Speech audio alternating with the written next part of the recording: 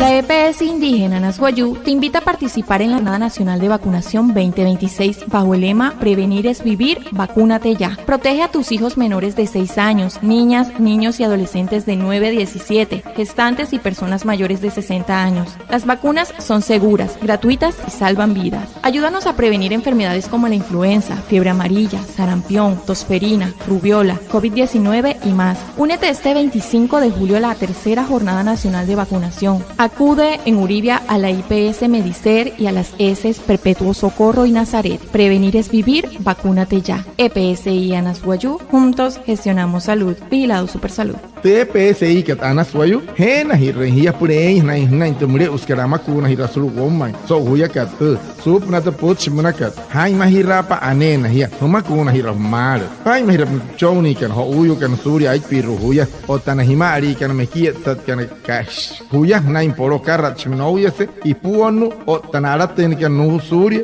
ai piru ski huya. Tumakuna kat Anas Maria Parasat kator wayo hutuma. Akari hesishet pur wat tasari wanuri suri su tunun makat katera influenza naka fiebre amarilla, sarampion, ecoch, rubiola, COVID-19 o tamsia. Rutka pasó 25 katun kario julio, pulta chirwa hat kamakun hiramre usted. Rutka pa uribia man, solo muntu IPS ka medicer o tatapitat karir perpetuo socorro o tamsi Nazaret. Pain mahirari pura katun chimpo makun hirpamal. Hono ki mente EPS ikar Anasguayú hiya kan tawayakan achaha hirashi wakot papura anak. Anak na uchiway, nastumna anak hirikan saw anak.